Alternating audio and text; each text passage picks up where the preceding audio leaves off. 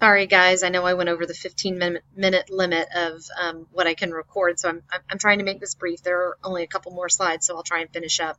But where I ended is these are some of the process addictions. So just again, these are behaviors that an individual can engage in that serves the same purpose as a substance would, but and these become equally as problematic or can become equally as problematic as a substance. So again, and I want to reiterate this, just because it's not yet in the DSM does not mean that these are not problematic or these behaviors cannot become problematic. They very much can. And if you just look at a number of these, you can see. Again, gambling is the only one that's listed in the DSM right now. Internet gaming is listed for further study. Sex, there's a debate about sex and eating and shopping and exercising because these are things that we sort of do normally. And so how can you be addicted to something that we have to do? Or is it just, there's a couple of different philosophies. So I'm going to briefly touch on screenings.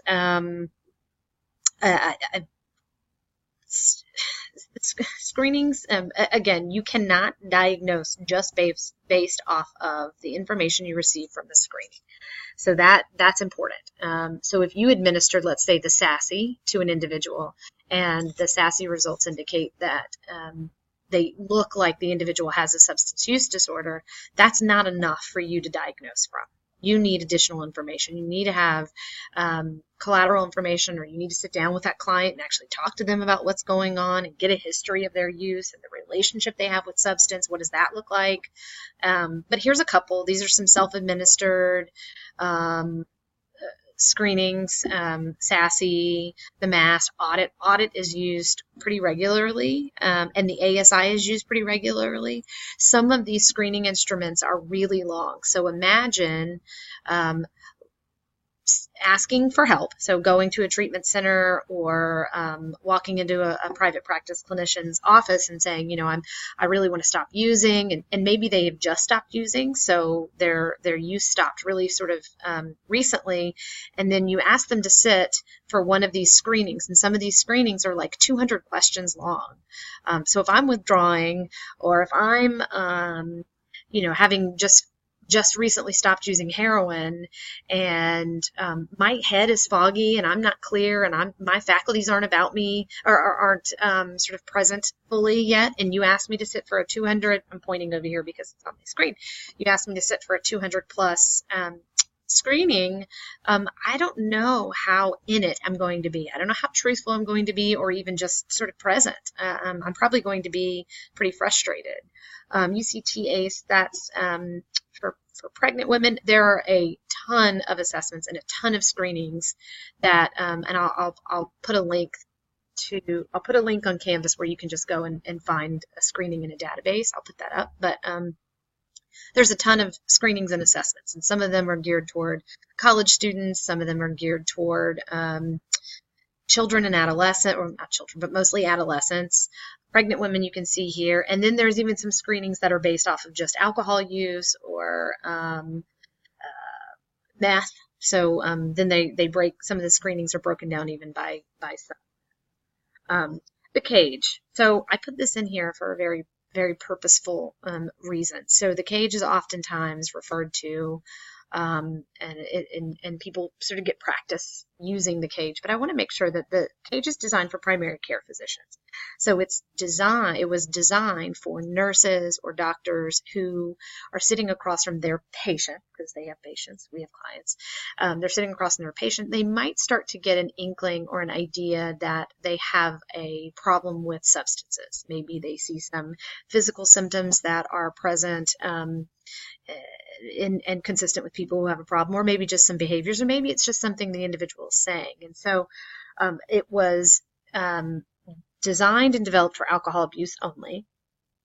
And again, these are just questions. This is not sufficient enough for you to use, and I would even encourage you not to use it at all, because you're a counselor. I would encourage you to have a conversation with your clients and then use some of these other more valid screening tools to back up your thought of a diagnosis.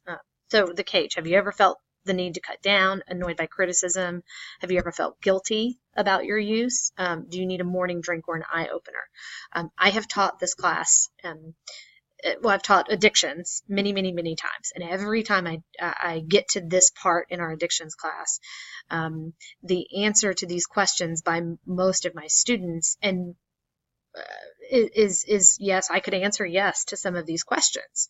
And so my students, rightfully so, say, well, wow, how is that an indicator of someone having a problem?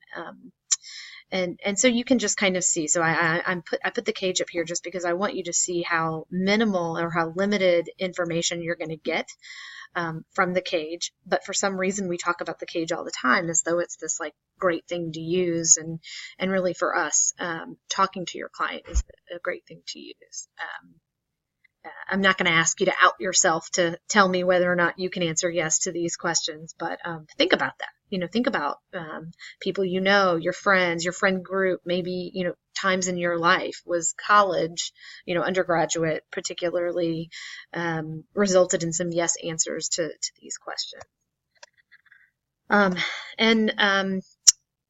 This is just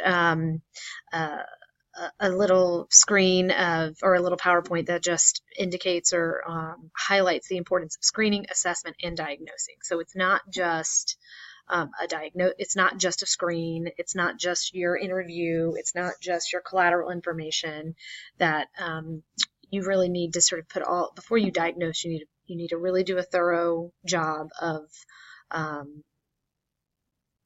going through the process of figuring out if the individual meets the criteria, how are you backing that up, what behaviors are you seeing, what criteria are highlighted in the individual's history, and before you give a diagnosis. Again, giving a diagnosis is a huge responsibility, and no one should take that lightly.